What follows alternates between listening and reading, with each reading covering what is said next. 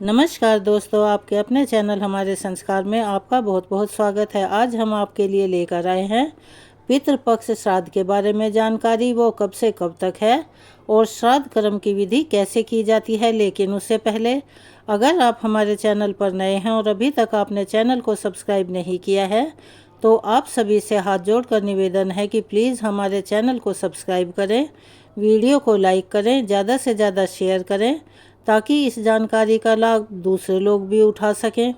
Bell icon को दबाना ना भूलें ताकि हमारी आगे आने वाली हर वीडियो की जानकारी आपको नोटिफिकेशन के ज़रिए मिल जाया करे। कमेंट्स बॉक्स में अपनी राय भी लिखा कीजिए और प्यारे प्यारे कमेंट्स भी किया कीजिए। जय श्री कृष्णा, राधे राधे, हर हर महादेव लिखना ना भूलें। तो चलिए अब शुरू करते हैं आज की जानकारी। विधि विधान के अनुसार मनुष्य जब जन्म लेता है तो उसके कर्मों के अनुसार उसकी मृत्यु तक उसे कई तरह के ऋण चुकाने पड़ते हैं और उसके किए हुए पाप और पुण्य उसका पीछा नहीं छोड़ते। हिंदू शास्त्रों में ऐसा वर्णित है कि 3 तरह के ऋणों को तो मनुष्य को चुकाना ही पड़ता है और उन्हें चुका देने से मनुष्य को बहुत सारे पाप और संकटों से मुक्ति मिल जाती है। हालांकि जो लोग इसमें विश्वास नहीं करते, इनको भी जीवन में किसी न किसी मोड़ पर इस हर चीज़ को करना ही होता है। यह 3 ऋण हैं: देव ऋण, ऋषि ऋण और पितृ ऋण। वैसे तो कहीं कहीं हमारे शास्त्रों में ब्रह्मा के ऋण का उल्लेख भी मिलता है। तो इस तरह से कुल मिलाकर 4 तरह के ऋण माने गए हैं। इन सभी ऋणों में से पितृ ऋण को उतारना प्रत्येक हिंदू का और प्रत्येक गृहस्थ का एक जरूरी कर्तव्य होता है। और यह जो ऋण होता है यह हमारे पूर्वजों के लिए माना गया है। पितृ ऋण कई तरह का होता है: हमारे कर्मों का, आत्मा का, पिता का, भाई का, बहन का, माँ का, पत्नी का, बेटी का, बेटे का। स्वऋण या आत्म ऋण अर्थात जब भी कोई जातक अपने पहले जन्म में नास्तिक होता है और कोई भी धर्म विरोधी काम करता है तो उसके अगले जन्म में उसे अपने ही द्वारा किए गए कर्मों का ऋण चढ़ जाता है। मातृ ऋण से कर्जा चढ़ता है और घर की सुख शांति भंग हो जाती है। बहन के ऋण से व्यापार नौकरी कभी भी स्थायी नहीं रहती। जीवन भर मेहनत संघर्ष इतना हो जाता है कि फिर जीवन जीने से ही मन उकता जाता है। भाई के ऋण से हर तरह की सफलता मिलने के बाद भी अचानक ही एकदम से सब कुछ बर्बाद हो जाता है। 28 से 66 वर्ष की आयु के बीच में तमाम तरह की समस्याएं, दुख तकलीफ़ें झेलनी पड़ती हैं। इन सब से बचने के लिए, इन ऋणों को उतारने के लिए हमारे वेद शास्त्रों में 3 उपाय बताए गए हैं: अपने धर्म के अनुसार कुल परंपरा का पालन करना, पितृपक्ष के दिनों में तर्पण और श्राद्ध करना, संतान पैदा करके उसमें धार्मिक संस्कार डालना। इसीलिए सभी गृहस्थ जनों को संतान अवश्य ही पैदा करनी चाहिए। प्रतिदिन हनुमान चालीसा का पाठ पढ़ना चाहिए। दोनों भवों के बीच में शुद्ध जल का तिलक लगाना। त्रयोदशी, चतुर्दशी, अमावस और पूर्णिमा के दिन गुड़ घी की धूप देना। घर के वास्तु को ठीक से रखना और शरीर के सभी छिद्रों को अच्छी रीति से हर दिन साफ सुथरा रखने से भी पितृ ऋण चुकता हो जाता है। और पितृ ऋण से मुक्ति पाने के लिए पितृपक्ष यानी श्राद्ध पक्ष को सबसे महत्वपूर्ण माना गया है। श्राद्ध पक्ष के दौरान लोग अपने पूर्वजों की आत्मा की शांति के लिए तर्पण, श्राद्ध और पिंडदान जैसे कई अनुष्ठान करते हैं। ऐसा माना जाता है कि पितृपक्ष के दिनों में पितरों की आत्माएं धरती पर विचरती रहती हैं और उनके परिवार के लोग अर्थात उनके वंशज उन्हें संतुष्ट करने के लिए यह अनुष्ठान करते हैं। इस दौरान दान और अन्न जल अर्पित करने का विशेष महत्व होता है। पितृपक्ष के 16 दिनों में नियमित रूप से पूजा पाठ के साथ ही श्राद्ध कर्म में दीप जलाना भी जरूरी होता है। पितृपक्ष के दौरान दीप जलाने की दिशा का भी विशेष महत्व होता है। हमारे पुराणों के अनुसार और धार्मिक मान्यताओं के अनुसार दक्षिण दिशा में दीप जलाना शुभ माना जाता है, क्योंकि दक्षिण दिशा को पितरों के अधिपति यमराज जी का निवास माना गया है। इस दिशा में दीपक जलाने से ऐसा कहा जाता है कि पितरों की आत्मा इसे देख पाएगी और अपने परिवारजनों को आशीर्वाद देगी। दीपक जलाते समय तिल के तेल और रुई की बाती का इस्तेमाल जरूर करना चाहिए। चलिए अब आपको हम जानकारी देते हैं कि इस साल 2024 में श्राद्ध पक्ष की तिथियां कब कब हैं और कब नहीं हैं, कौन सी तिथि में श्राद्ध नहीं है और श्राद्ध पक्ष कब से प्रारंभ होकर कब समाप्त होंगे।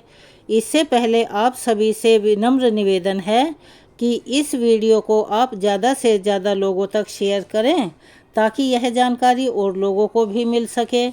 इस बार पितृपक्ष 17 सितंबर मंगलवार यानी भाद्रपद पूर्णिमा के व्रत के दिन से प्रारंभ हो रहे हैं, जिस दिन पूर्णिमा श्राद्ध रहेगा और पितृपक्ष की समाप्ति होगी आश्विन अमावस्या के दिन यानी 2 अक्टूबर दिन बुधवार को। अब जानते हैं सभी तिथियों के बारे में।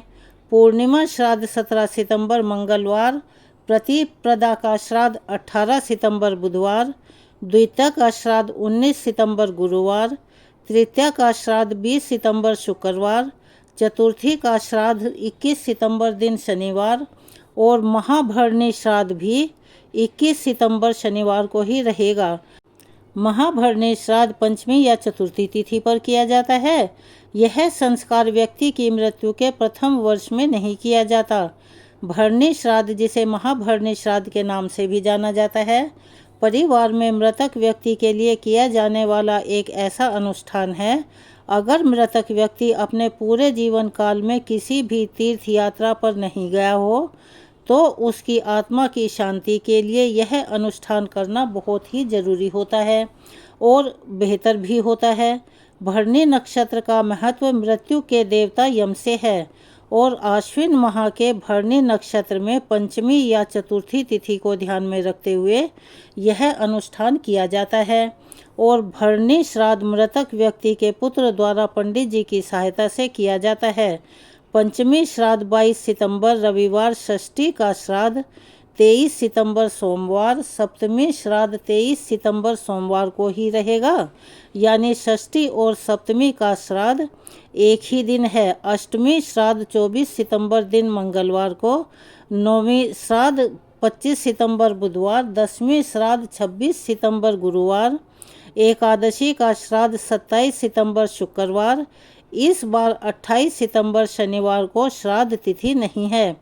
द्वादशी श्राद्ध 29 सितंबर रविवार, मघा श्राद्ध 29 सितंबर रविवार को ही होगा। ज्योतिष शास्त्र में मघा नक्षत्र 10वां नक्षत्र माना गया है और मघा नक्षत्र के अष्टदाता देवता पितृ होते हैं।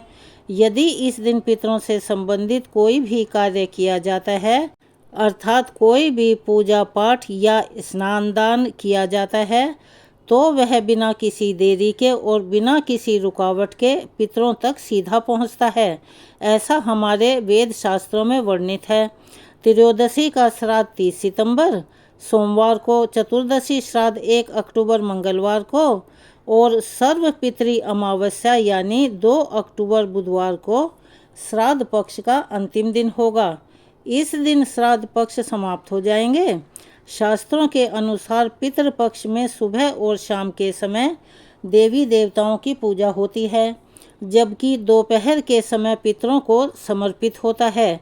इसीलिए पितरों के निमित्त जो भी काम करना हो वो दोपहर को ही करना अति उत्तम माना जाता है। पितृपक्ष में आप किसी भी तिथि पर दोपहर 12 बजे के बाद श्राद्ध कर्म बेरोक टोक कर सकते हैं और इसके लिए भी कुतुब और रोहिणी मुहूर्त सबसे अच्छे माने जाते हैं। इस दौरान पितरों का तर्पण करें, गरीबों या ब्राह्मणों को भोजन करवाएं, उन्हें दान दक्षिणा दें और श्राद्ध के दिन में कौवे, चींटी, गाय, कुत्ते को भोग लगाएं। यह थी आज की श्राद्ध पक्ष के बारे में जानकारी। आपको कैसी लगी कमेंट्स बॉक्स में अपनी राय अवश्य ही लिखिए और श्राद्ध में अपने पितरों के निमित्त दान और तर्पण करना, पिंडदान करना ना भूलें। कमेंट्स बॉक्स में जय श्री कृष्णा, राधे राधे, हर हर महादेव अवश्य ही लिखें। अगर आप हमारे चैनल पर नए हैं और अभी तक आपने चैनल को सब्सक्राइब नहीं किया है तो आप सभी से हाथ जोड़कर निवेदन है कि प्लीज़ हमारे चैनल को सब्सक्राइब करें, वीडियो को लाइक करें, ज़्यादा से ज़्यादा शेयर करें ताकि यह जानकारी और लोगों तक भी पहुंच सके। बेल आइकन को दबाना ना भूलें ताकि हमारी आगे आने वाली वीडियो की जानकारी आपको नोटिफिकेशन के ज़रिए मिल जाया करे। अपना प्यार और सहयोग हमें ऐसे ही देते रहें। धन्यवाद।